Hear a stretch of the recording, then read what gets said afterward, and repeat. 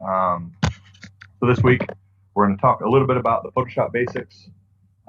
It ends up being quite a bit. I'm going to fly through some of this stuff because we don't use all of it as much. I'm going to try to further explain the things that you'll see a lot that we use on our team. The reason that we're talking about Photoshop basics is on our team, we use it for a lot of our flyers, brochures, anything that we want to hand out to people in the pits, any judges. We post stuff on social media. We actually design our shirts every year. So it's used in a variety of applications. And I would love to be able to use it in even more applications. So the more students that understand Photoshop and are just comfortable hopping on a program like any of the Adobe softwares and tooling around and messing around with them, the more confident you're going to get with any program that you dive into. So if you're interested in this kind of stuff, or you think that you're interested, we also do some videos. So Adobe Premiere is the other program that we'll use quite a bit for any videos that we want to edit. It's the Adobe video editing software. So between Photoshop and Premiere, that's what I spend a lot of time doing. I use those softwares quite a bit. So if you guys have further questions or want to learn more about, you can talk with me. I'm Mr. McKee. So yeah, you can talk with me, and then a couple of our other students that are familiar with it, and just build more confidence and learning more. So, and that's the same way with all of our programs that we use on our team. The first step is just kind of jumping in and learning as you go. So hopefully this gives you a foundation to do that. So a basic overview of what we're going to talk about today is image basics. So just what is an image, why we use Photoshop, and how Photoshop edits those images. The Photoshop interface, so just understanding what you're looking at, because it can be really overwhelming when you open it up. And then some of the basic tools that you'll see.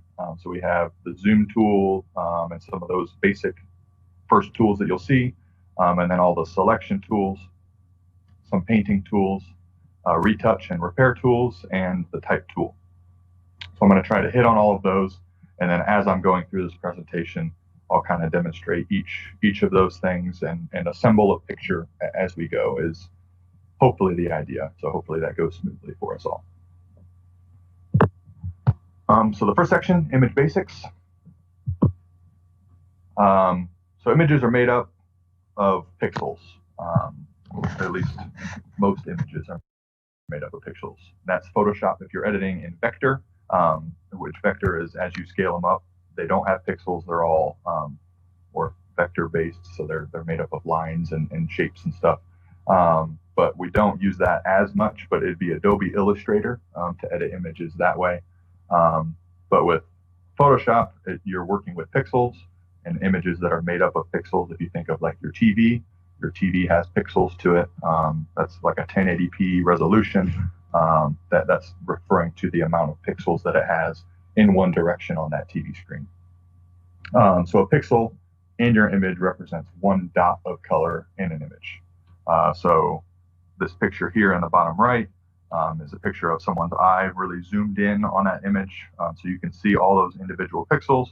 So it's really kind of neat to break it down. I mean, this is like a darker black color, black, and then it slowly fades into that blue, then the white, and those lighter colors. So it looks very choppy when you're zoomed in, but as you kind of zoom out or look at the picture as a whole, it looks like a very smooth, beautiful, awesome picture.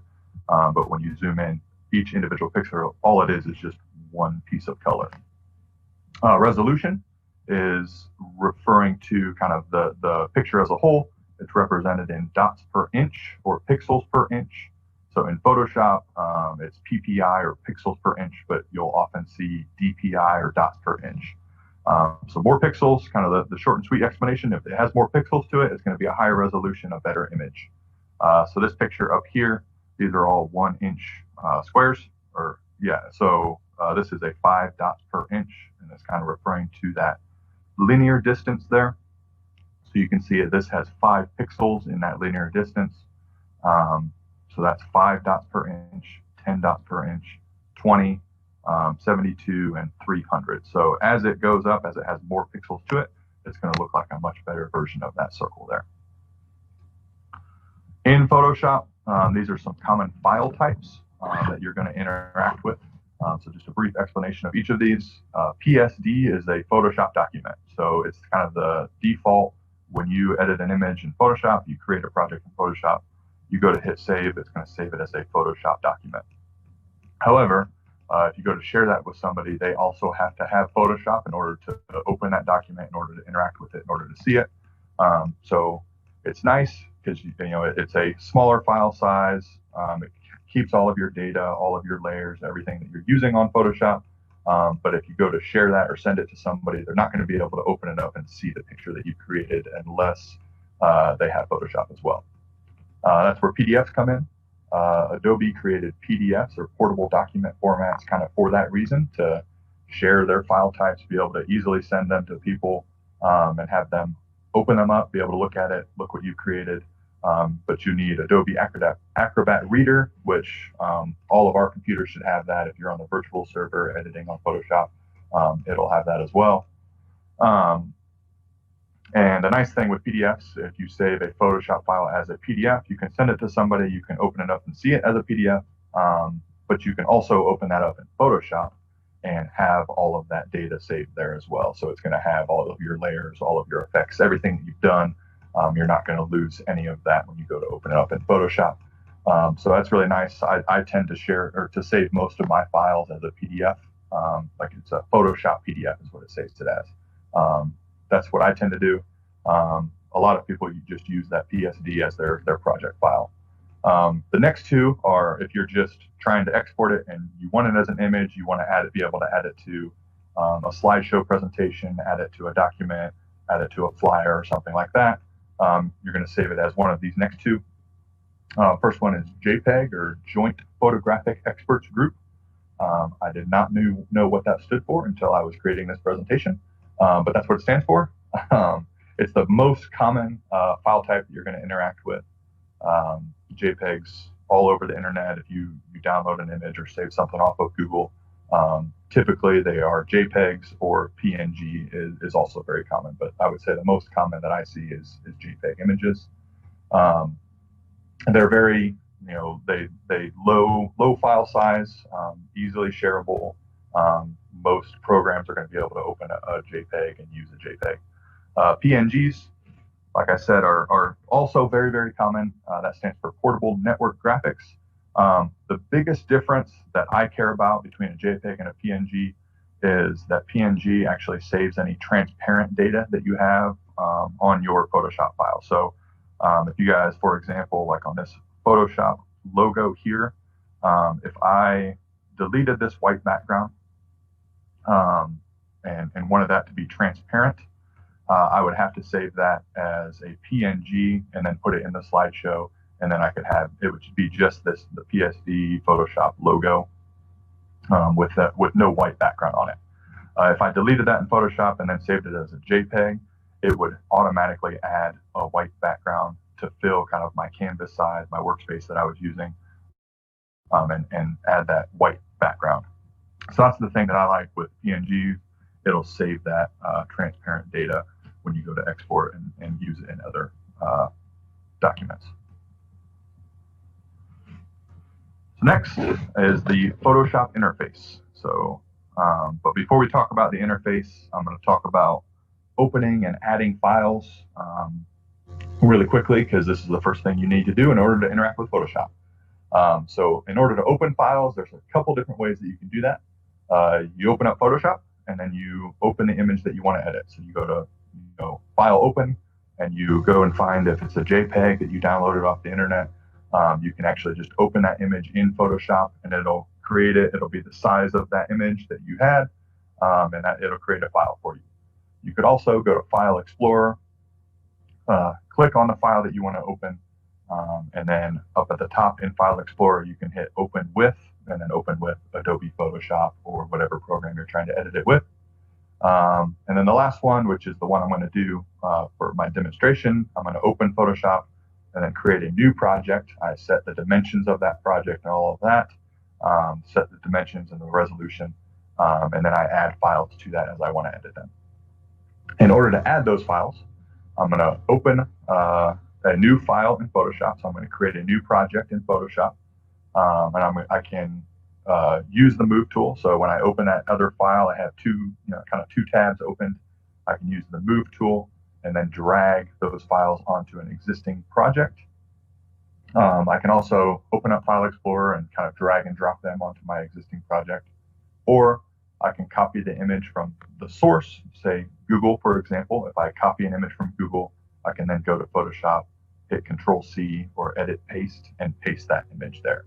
So I will demonstrate a couple of those here in a minute once I talk about the interface. So here, well, actually, I'll demonstrate those right now, and then I'll talk about the interface. So let's go here.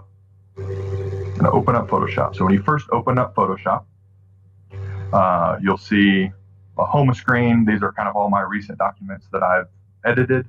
So I have my home screen. You see over here on the left, I can hit Open, and then open a picture that I want to work with.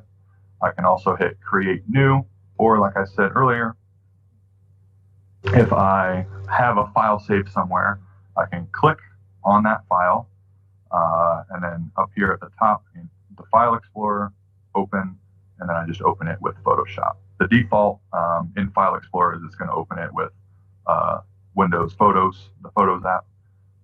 So I just have to select that I want to open it with Photoshop. But I'm going to create a new project here. Make a custom project. I have one already created, a 6" by 6". So I just set 6 inches by 6 inches. If I want to create it in pixels, centimeters, millimeters, whatever, I typically operate in inches, and then resolution, I'm going to have it 300 pixels per inch. That for most images is going to be a high resolution image. Lots of pixels to work with. If you do quick math there, 6 times 300 per inch, that is what, 1800? Yeah, 1800 pixels in the linear direction and 1800 pixels in the vertical direction. So a lot of pixels to work with, pretty high resolution image. So default, my default is I typically use that 300 pixels per inch, but then I'm just going to create a 6 by 6 project. Go ahead and hit Create. So you can see this is my interface right here. So I'll go back to the presentation, tell you what all we're looking at, and then I'll start adding images to it.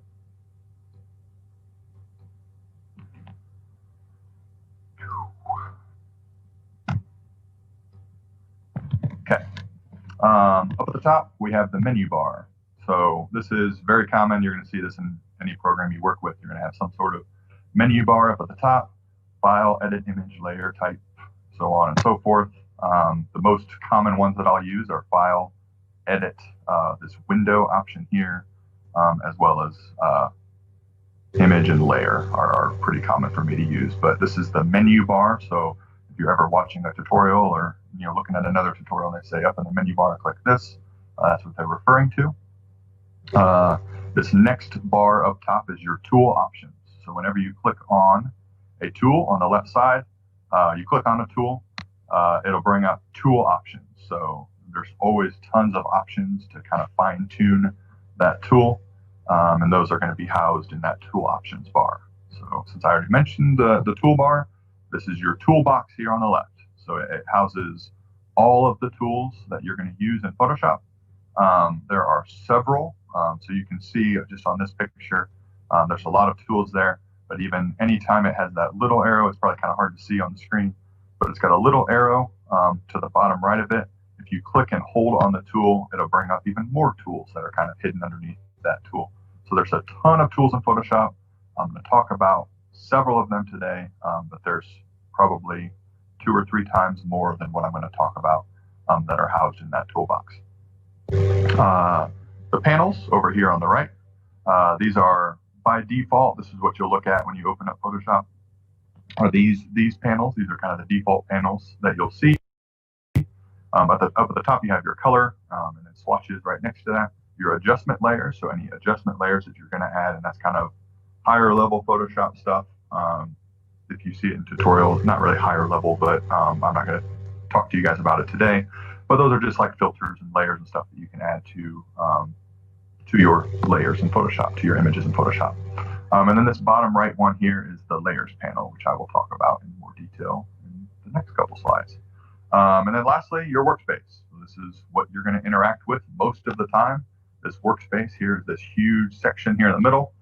This is where your canvas is. So the canvas, if I refer to the canvas, that's what I made. That was 6 inches by 6 inches. It's that background, that square there. So here, this is my canvas, is that checkerboard pattern. And then you have your layers. So my first layer is that bullhead, the Maverick or the robotics logo that I added on top of that canvas. So that's my first layer. And then if I added more images, and I'd have more layers. And I'll talk about those here in just a second. So layers. Layers are used to edit different parts of an image independently. So in the picture over here, you can see there's a bunch of different layers going on. So there's 4 different layers. Layers on top are going to cover parts of the layers that are below. So if I have an image covering an image below, you're only going to see what that image is. You're not going to be able to see what it's hiding below. And that's where you go through the selection tools and delete and erase stuff so you can see and manipulate and get to be what you want it to be. So you can see here, these are all kind of like the see-through parts here, or what it's representing. That would cover up this top corner of the corn in that image. You have the cows right here. And then this large background would cover the whole image. And then you have a plain white background that it's all sitting on top of. So yeah, like I said, you can see through the transparent areas of the layer to the layers below. You can move layers to reorder them. If I wanted the corn to be on top, I would just move it above, move it to a layer above it. I can hide layers using the eye icon, and I can use layers for non-destructive editing. So that's the really, really helpful thing about layers is if I want to use the brush tool, if I want to paint a little bit or color in something or fill something, I can add a blank layer, do that painting, I can do that editing, manipulate something or copy a layer and do something. And if I completely don't like what it looks like, I can delete that layer altogether and not worry about it. So it's a non-destructive way to edit an image. I can make some copies, I can manipulate, and then if I don't like it, I can delete it, I can hide it, and I don't have to worry about it. So layers is like the most important thing to know in Photoshop, is how to use layers, how to understand layers. That's what makes Photoshop such a powerful tool, is that layers panel, in my opinion. So this is a zoomed in view of that layers panel in Photoshop. This is another project that I was working on. So I have the McCutcheon High School logo, or one of the logos, as that top layer, and I was just using that as a reference piece. So currently I had it hidden, so you can see that a little eye icon. I clicked it, it's not showing, so that means that layer is hidden. Then I have a layer for the school colors. I have an inner circle and an outer circle, and then some effects and additions going on, some layer styles going on with those layers. So the inner circle, this was kind of like one big circle and a smaller circle within that, kind of creating, I was recreating this McCutcheon logo, if you can see on that picture. But so if I wanted to hide this or move this, if I moved this inner circle below the outer circle, I actually wouldn't be able to see it, because that outer circle would be on top of it, covering up that inner circle.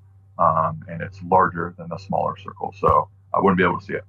So that's where, if you reorganize and reorder things, you can see them all together.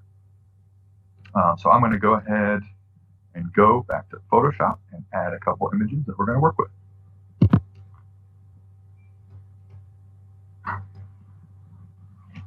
So like I said, a couple ways to add files. The way that I typically do it, I download my images, any image that I want to work with, and then I have it in a folder, and I drag and drop it onto my workspace, onto the canvas that I'm editing. So I'm going to add the 4272 bull logo, drag and drop that there. There it is. I can move it around before I finalize it. I'm just going to put it in the center somewhere here. I can resize it if I want to, and then hit the check mark. Okay, so there is the bull logo right in the middle. So another way that I can add an image is if I hit File, Open, and let's say I wanted to add just a plain McCutcheon logo for comparison or something like that. I can open up that file. It opens it up as a new project, and then I use the Move tool. Click on that Move tool. Unlock it first. Click on that Move tool, drag and drop it over onto this, and there it is right there. Move that around, and you can see since that layer is on top, it's covering up the bowl that's underneath it. I can't see it. So if I wanted to see what's underneath it, I could hide that layer, see that layer underneath, or I can move it below, and then there's the bowl on top of the other bowl logo. But I'm going to go ahead and just hide that layer altogether. I don't really want it. I was just showing you that's another way that you can edit that. Sometimes if you want to be able to see both, you can drag and pull that out here, move it over, and add it that way. But I'm done with this. I don't need that anymore, so I can go ahead and exit it. So there I have my blank canvas with the bull logo. Now we need to start doing stuff with it. Well, actually, let's add dozer. Why not? Little dozer. Maybe. There we go. Okay, so there's dozer. We'll add him. For now, we'll just leave him just like that underneath our logo. And you can see, it's hard to see, but this is something I didn't plan on talking about, but there's a little box, looks like a piece of paper with a box in it. If I were to go to try to edit either of these images, it's not going to let me. Because I downloaded them from somewhere else, I need to actually make them editable in Photoshop. So I'm just going to right click on the layer, and then I hit rasterize layer. So by doing that, rasterizing is essentially, it's giving it pixel data for Photoshop. That's the short definition of it. So I'm going to rasterize both of those. That just allows me to use my Photoshop tools and edit those layers, because if I don't do that, it just is I'm going to get an error message saying that I can't edit the image. So I've rasterized both of those. They're now usable in Photoshop.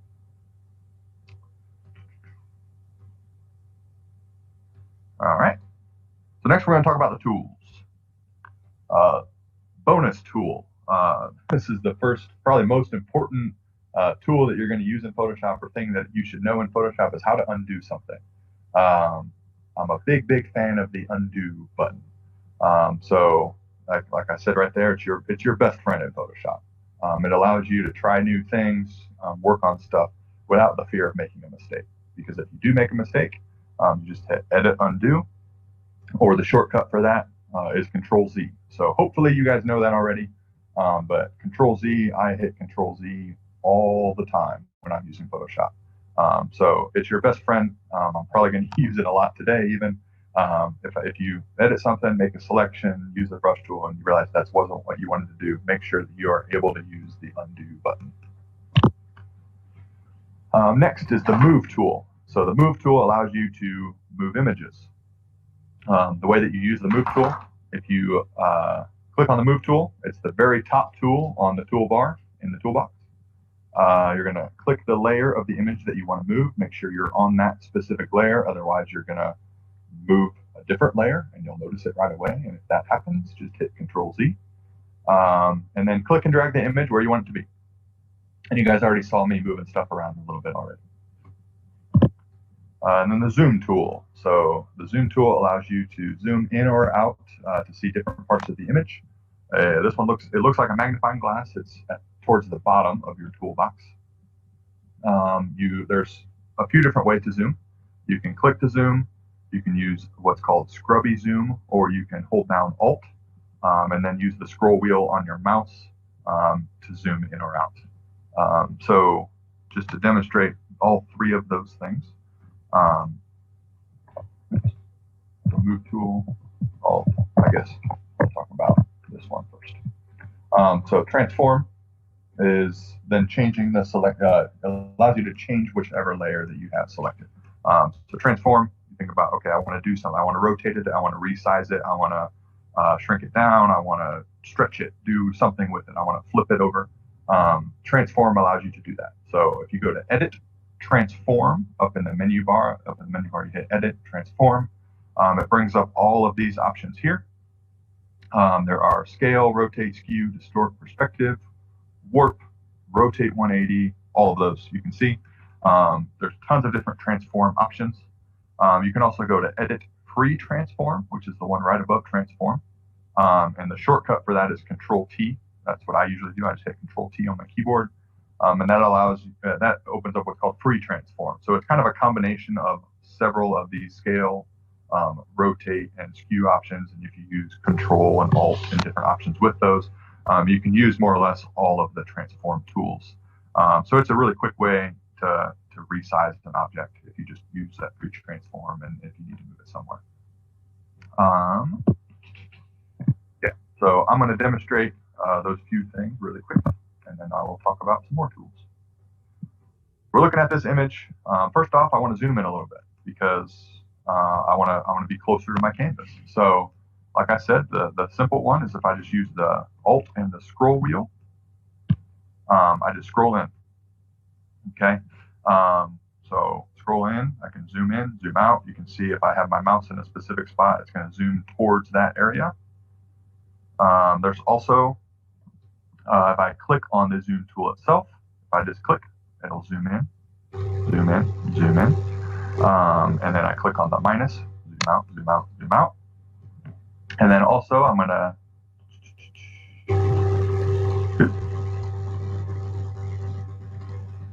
Scrubby Zoom is this button right here, I believe. Yeah. So Scrubby Zoom, they changed the icon on it for me. It used to just say Scrubby Zoom, and I think on your version it probably does.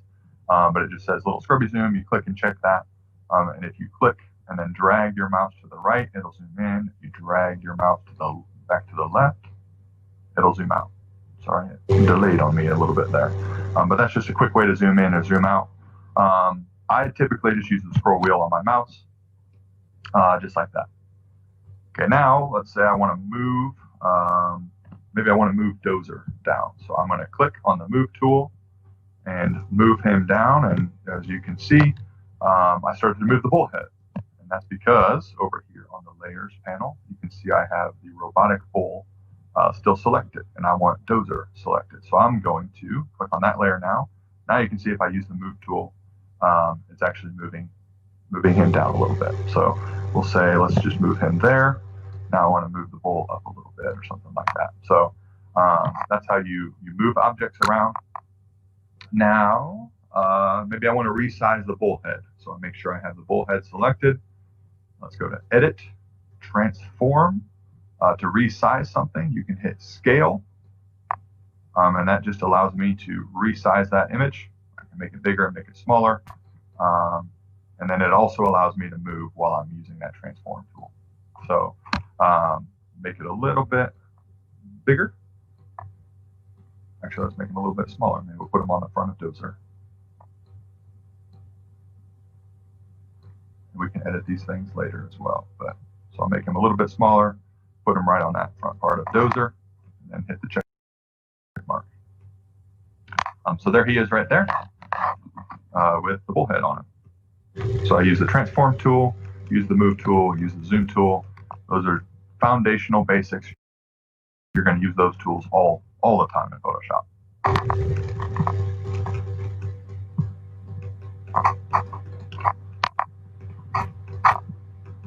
Okay, next are all of the selection tools. And I'm going to explain all of these just in what they are and what they do. And then I'll use a couple on the file itself. I'll demonstrate a couple of them. But selection tools, they just allow you to select and isolate different parts of your image in order to manipulate them in Photoshop. There's the marquee tools, the lasso tools, quick selection, and then the magic wand. In each and every one of those selection tools, there's selection options. Selection options are located in tool options. So when I click on maybe the marquee tool, it'll bring up the options for the marquee tool up in tool options. Most of the selection tools are going to have something that looks like this. This is a very zoomed in version of it. But if you can see really tiny on that image there, it's these 4 options right up there. The first one is just new selection. I just want to make a new selection. Second one, add to selection. So if I draw a box and then I draw another box right next to it, or draw another box somewhere else, it's gonna allow me to create another box. It won't cancel out my original selection. I can continue to add to and build that selection up. The next one is subtract from selection. It looks like 2 boxes, one of them's filled and one of them's not. That allows me to draw a selection. If I draw too much or create too much, I can use the selection tool with subtract from selection, and it'll actually take away from that selection. Rather than having to start your selection all over, you can kind of refine that selection using the add or subtract options. And then this last one is intersect with selection. So it looks like a Venn diagram. It kind of behaves like a Venn diagram. So if I create 2 shapes overlapping, the space that they overlap is what the selection is going to be. And I'll demonstrate those really quickly here in a minute.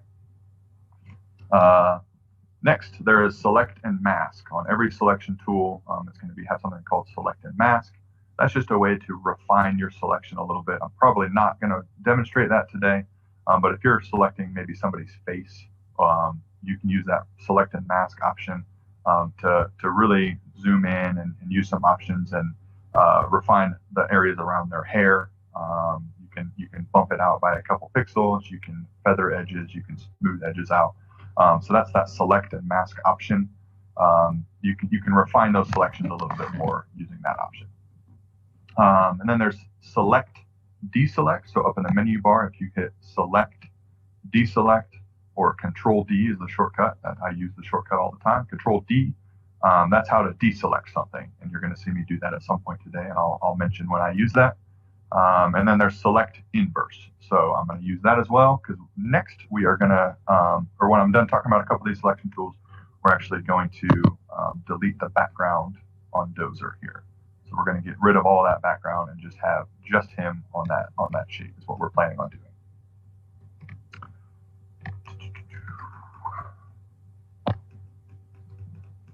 Okay, the marquee tools. So first one, we have a rectangular marquee and then elliptical marquee. So rectangular marquee, it creates a rectangle. Elliptical marquee creates a circle. So I'll demonstrate just using those because it's an easy way to demonstrate the select options. We're not going to do anything with them, but I'll show you kind of how they work. So if I draw a square, you can see that I've made that square. Now if I want to add to my selection, I can make sure that's selected, draw another square. You can see that it combines those two. If I draw another one up here, it just adds, and I can continue. Now I have all of those spots selected. If I go and move those,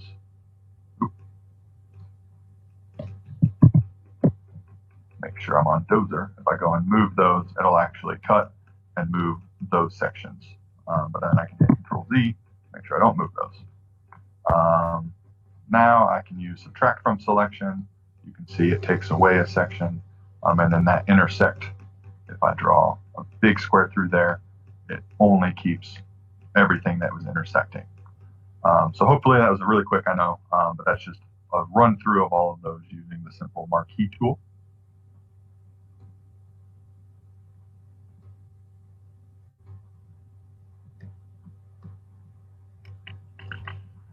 Next, we have the lasso tools. So the lasso tools are all 3 of these. The first one is just called the lasso tool. That's probably the most basic freehand drawing selection there is. So outside of making a square or making a circle, if you want to make an irregular shape, the most basic way to do that is going to be with a lasso tool. So you're essentially using a pencil and you're drawing out your selection. The polygonal lasso, you're drawing your selection using anchor points. And a lot of times what happens with that, you press this, you make a selection, you realize it's not what you wanted to do. You just hit escape if you're in the middle, and that'll cancel that out. And then the magnetic lasso, it's kind of a combination of both of the other lasso tools. It automatically detects the edge of your object using Photoshop wizardry, basically. but it detects the edge of your object and automatically adds those anchor points as you draw along the edge of your selection. So really quickly, just to fly through those. First one, lasso tool. You can see I just draw a shape and it'll create that selection. Control D, deselect that. Polygonal, you can see I draw my selection there. Double click at the end, finishes that selection. And then magnetic lasso. So if I follow along the edge of Dozer, it'll automatically add some anchor points. And you can see it's intelligently, even though I'm not drawing perfectly, it's intelligently finding those edges of that object just based on color differences in the shape. And you can see it's not perfect, so I can go back and edit that selection a little bit. But as I draw around hand, it finds all the edges there. Okay, so there is those three tools. So that did actually a pretty good job just flying through, and I can bump that out a little bit using a different selection tool or something.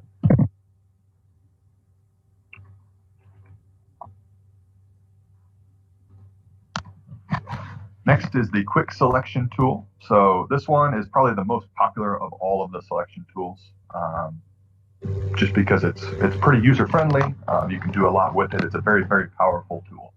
But it essentially allows you to paint your selection using a selection brush. So it'll detect the edges of your object in order to create that selection.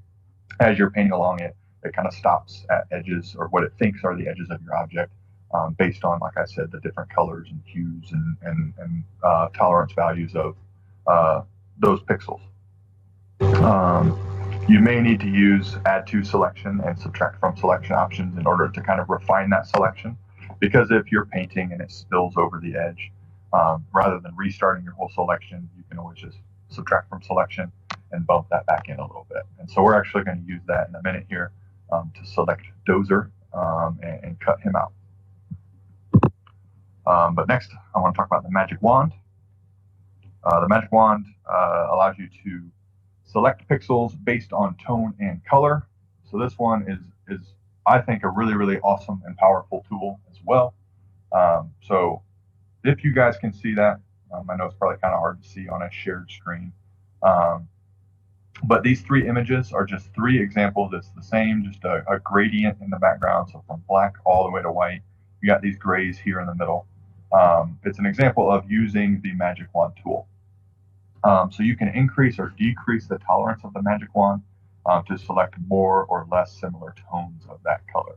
So if I select the magic wand tool and click on a point somewhere in here, it's going to select some more of towards the white, so these lighter gray colors, and some more of towards the black, these darker gray colors. And this right here is a tolerance, which is the default tolerance, which is 32 on the magic wand. This one, if you bump up the tolerance, so increase that tolerance, says, okay, I'm going to be more lenient with those tones that I select. It selects more of those gray colors. And then this one right here is the tolerance of 0. So I click on a pixel. So it's using one pixel. You click on a pixel, and it only selects everything that's exactly that gray color. So it's just, this is right here. It's one line of pixels. So it has to be exactly that gray color in order for it to be selected. So now we'll go back to Photoshop. I know I'm flying through some of these, but I want to be able to demonstrate them as well. So first I'll do the magic wand, tolerance of 32. If I just click on this floor here, you can see everything within that tolerance of 32. So more or less, of that grayish, tannish color of that floor. It selected all of those images. Okay, so if I deselect that, let's say maybe I want to zoom in and select everything in this right here. Oop. I wasn't on the right layer. So I select this because that's painted and filled. It's all the same exact red color. It easily grabbed all of those. So you can see that's a pretty easy application of if you're trying to isolate specific colors. It's a good way to easily isolate all of those colors. So It's harder to use. I think it's harder to use on like real life images, but it's really nice with logos and things like that. Typically, Magic Wand I use most when I'm just trying to delete the background on a logo or an image or something. But you can see if I clicked on Dozer, click on that blue, it'll click on most of that blue color. But I'm going to go ahead and use the quick selection tool. Add to selection. I'm going to increase my brush size a little bit.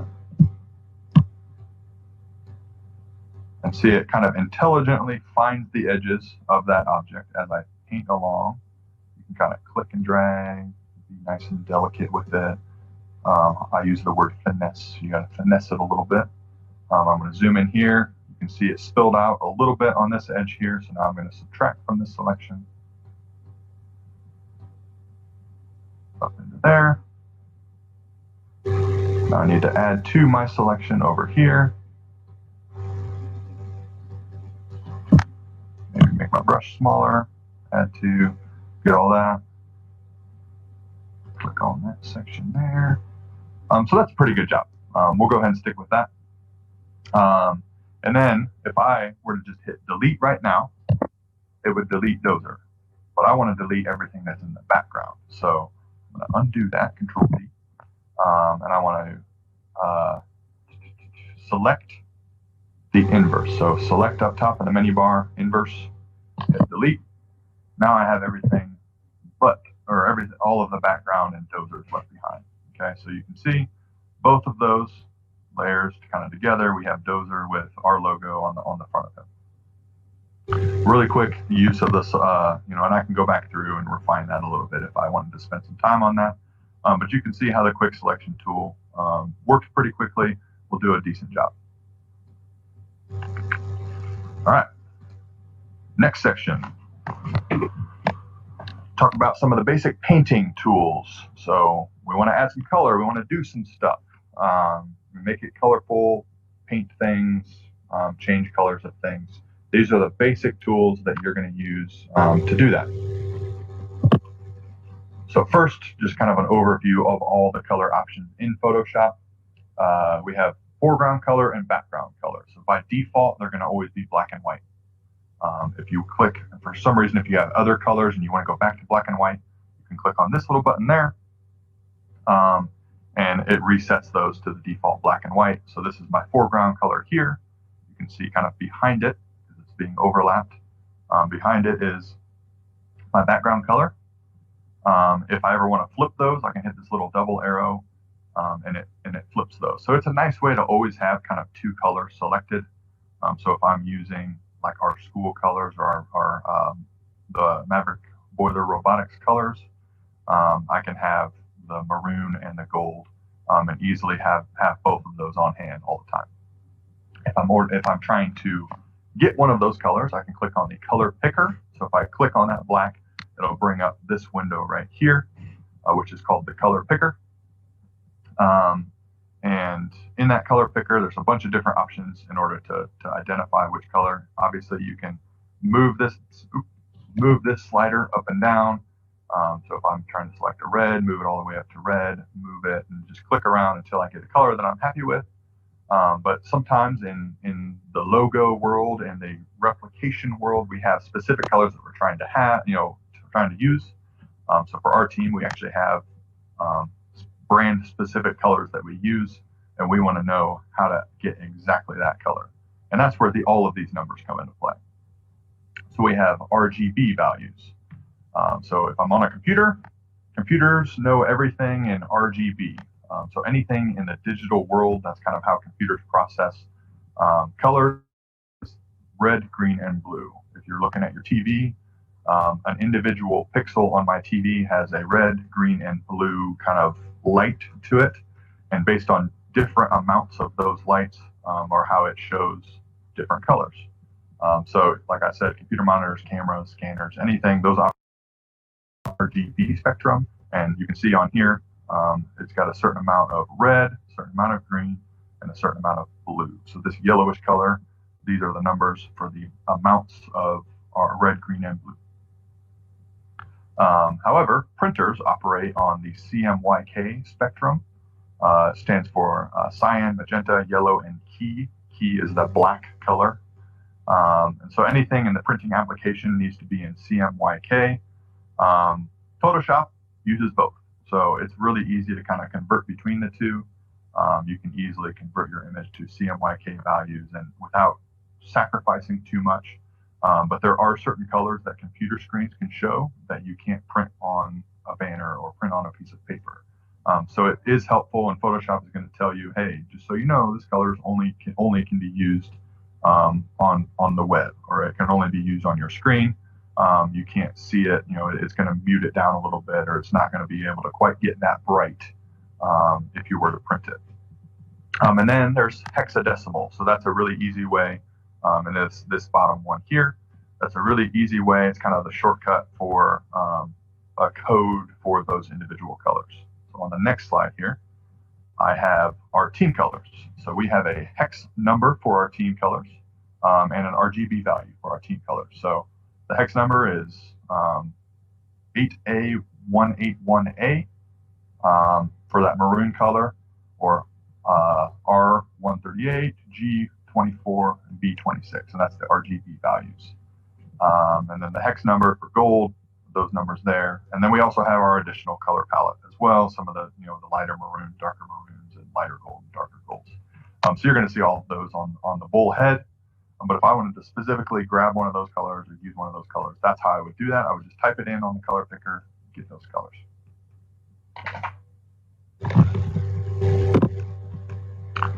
In order to use those colors for something, I could use the brush. That's one way to use those colors. So the brush tool, if I click on the brush, it has brush types, it has size, it has hardness. So there's several different brush types out there. You can download brushes. You can use all types of art, calligraphy brushes. You can use watercolor brushes. There's tons of people that create their own custom brushes, put them on the web, and you can download those for your own use. But there's also several default ones in Photoshop as well. I think a really neat a shortcut for adjusting the size of your brush is Alt, right click, and then you slide your mouse to the left or right, kind of like the scrubby zoom, but you're holding Alt and right click. And I will show you guys that. I've actually already used it without even realizing it. But I'll show you guys that in a minute. Actually, I'll show you right now before I get on to the next one. So if I'm using the brush tool really quick, so let's say I want to use my color picker. I don't have them memorized, so I got to go reference them. So our team color, let's say I want to use, so 8A181A. So if I click on that black, type in down here, 8A181A, that's that maroon color. And you can see the RGB 138, 24, 26, and then these are all the CMYK values as well. I hit OK, got my brush tool. I can click on this drop down here. I'm just going to select a hard brush. Soft brush has kind of the feathered edges to it, soft edges. But I'm going to select the hard, say I want to draw a design or something. And then if I right click, it'll bring up that same thing. So that's why I mentioned you can right click, bring up that menu. It's a really quick shortcut to do that. And then if I hold down Alt and right click, and then I drag to the left or right, I can actually really quickly adjust that brush size, or I can adjust the brush size on here, change it to 15 pixels or something like that. And you can see if I zoom in, you can see that little circle there is the size of my brush. Okay, so that Alt right click, I'm going to adjust it there. Maybe we'll give them a racing stripe or something. It's a really bad racing stripe, but cool. So just painting with that brush tool, something like that.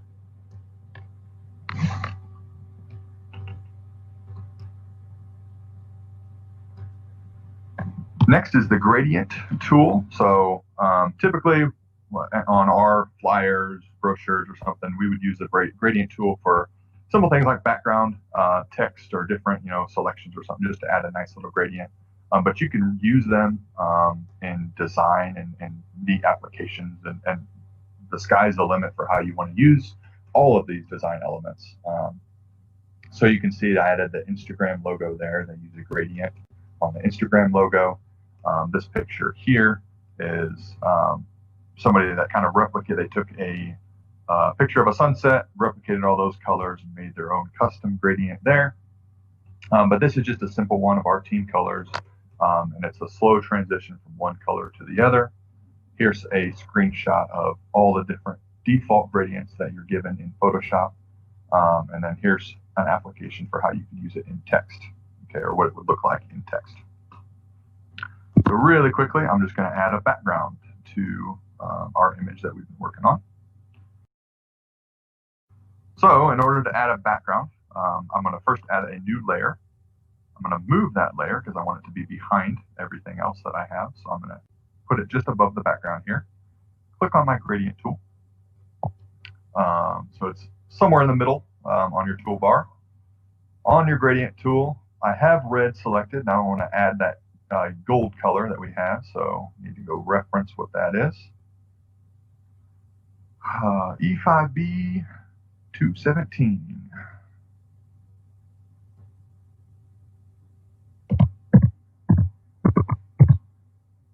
Okay.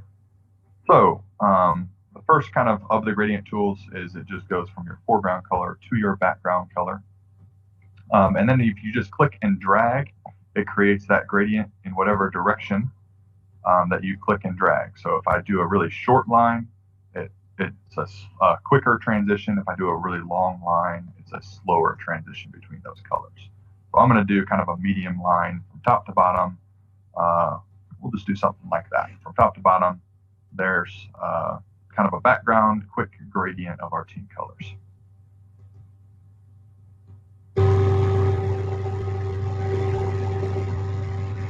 Bear with me, we're almost there.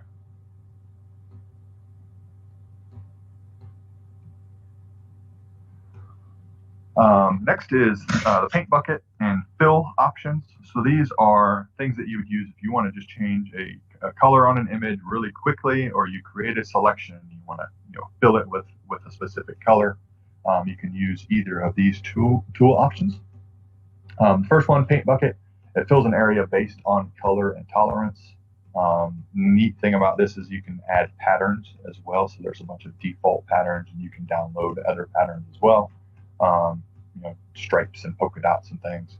And it just fills an area of your project, of your image, based on color and tolerance and stuff. So if I were to fill part of the bullhead with a different color, I could just use the paint bucket. It's going to select maybe all the red and do that really easily. Next option is fill. You can go to edit, fill, or right click inside a selection that you've made, and then fill that selection with a variety of options as well. And I included a screenshot here for when you pull up fill. This is what it looks like. You have, you can fill it with whatever you have as your foreground color, whatever you have as your background color. You can select a color at that time, and all these different options. There's content aware, which is magical, and I'll talk about really briefly later. But either ways, so really quickly, I'll just demonstrate. I'll maybe make the horn on our logo polka dotted or something. So let's go ahead, use the paint bucket. So if I just click with the paint bucket, demonstrated a lot of Control-Z today. Make sure I have the full selected, click the paint bucket. It's going to default to the foreground color, so I have that red color. So if you can see, I just click and it auto fills that area right there. I can also maybe make a selection with the magic wand or something. Click on the selection, and then I just right click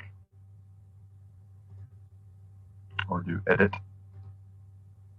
fill, and then I can maybe fill with the foreground color. So you can see those both do the same thing really easily. But I can also, using the paint bucket, let's go back to the paint bucket. I want to use a pattern. Let's say I'll just use the polka dot pattern. And then right there, our horn, the horn on there has some polka dots now. I can also do that on, let's say if I clicked on there, it would fill in that area that I painted with a specific pattern.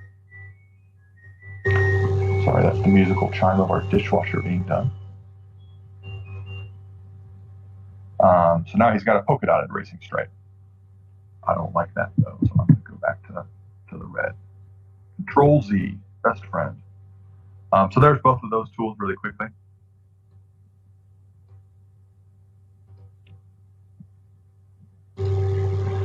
Next, retouch and repair. I'm not going to really demonstrate any of these, but these are at your disposal. These are kind of what I call next level Photoshop items. If you learn these or working with these are what set you apart and can make you a real pro in Photoshop. But this is kind of Photoshop 201, as you will. So I'll talk about these. These are tools out there. If you want to learn more about them, I can teach you guys more as the season continues. But more or less, retouch and repair make objects disappear. So there's the clone stamp, the spot healing brush, and the content aware fill. So these are all where they're located. Like I said, that content aware fill is when you use edit fill and then use content aware. So the first one is the clone stamp. Essentially, it paints one part of an image over another part of the image. So the way you would use it, you select a sampling point, and then as you're using the clone stamp, it'll grab from the sampling point and paint over wherever you're painting on your object. The spot healing brush, it clones areas from your image and blends the pixels from sampled area seamlessly with the target area. So this is an example of somebody that used the spot healing brush. So they wanted to get rid of some of the dirt on that guy's face, and it intelligently grabs similar pixels from around where you're painting and kind of fills those in. So they painted over stuff on this guy's face and got rid of all those black smudges and stuff on his face. I kind of call the spot healing brush the magic zit tool. That's very, very common. What it's used for in Photoshop is getting rid of any blemishes on people's faces. So if you want to do that on pictures of yourself, if you got a blemish on your face or something, the spot healing brush usually does a really good job of getting rid of small blemishes and things like that. And then next is the content aware fill. This is straight up Photoshop wizardry, I think at least. But it replaces content of a selection that you've made with image detail from the surrounding area. And here's an example. This is the before image on the right. So somebody wanted to get rid of this person in this picture. They selected them using one of the many selection tools. They selected around this person, edit, fill, use the content aware fill, and it actually filled all those areas in and made that person disappear. And you can fine tune each of those. Each of these, it takes some practice, but those are what they are. They're at your disposal if you wanted to use them. And the last tool that I'll talk about today is the type tool. So this is adding text to your image. Most of you have interacted with the type in some way. You've used Microsoft Word, you've used Google Docs, so you know the basics of editing text and adding text. Photoshop just has a few more options at your disposal. So first, when you use the text tool, you're going to want to open up what's called the character window, and I'll show that to you guys in a minute. And then there's several different options that you can use in the character window. Font style, font size, tracking, vertically scaling, horizontally scaling, and then several of those modifiers there. So up here, you have your font style, font size right here, 36-point font. That tracking value is this, and essentially what that is adding space between your letters. So the more that you increase that, the more space you're going to have between letters. Vertically scaling it just stretches those letters in the vertical direction. Horizontally stretches them horizontally, and then any modifier. So bold is selected there. All caps is selected. There's also italicized, subscript, superscript, in some of those options. So there's a ton of different options that you can use to kind of fine tune your text. You can also edit the color easily from that character window as well.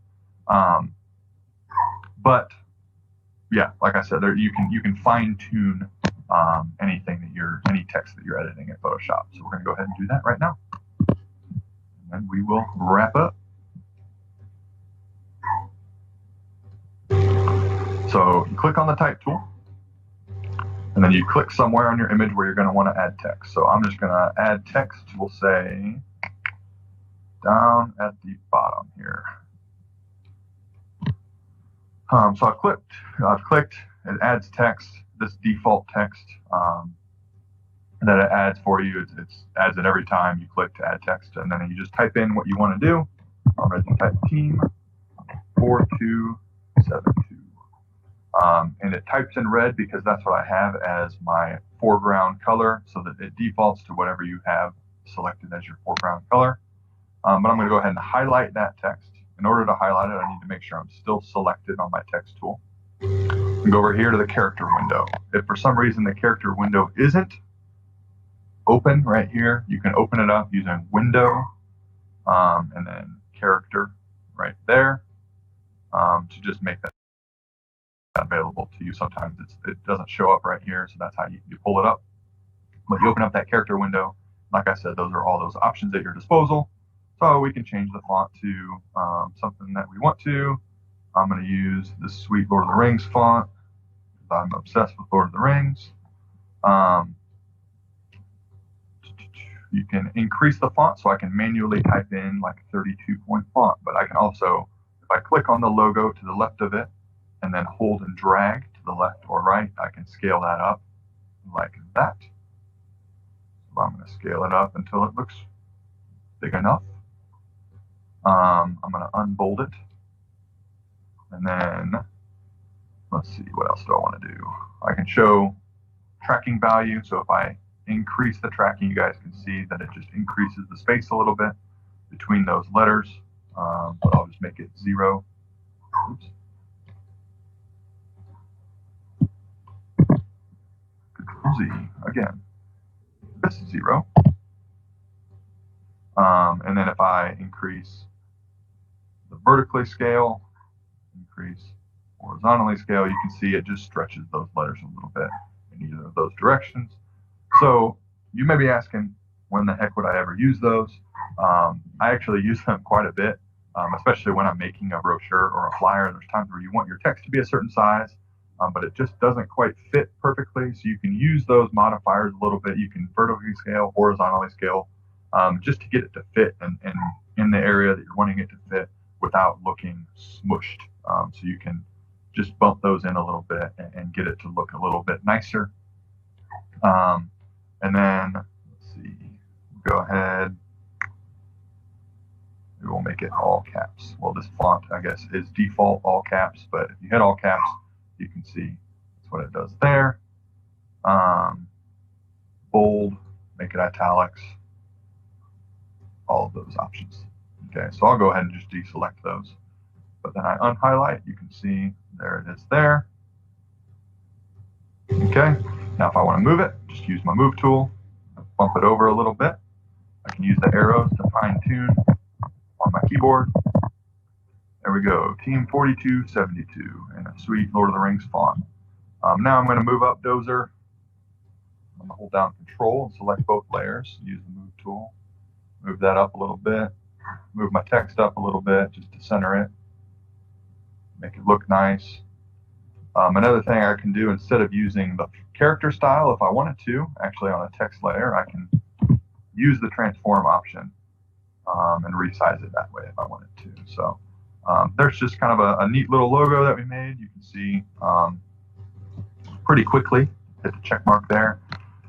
Pretty quickly, quick demonstration of all of those tools. If I wanted to, you guys, quick bonus, if I wanted to add a layer style, for example.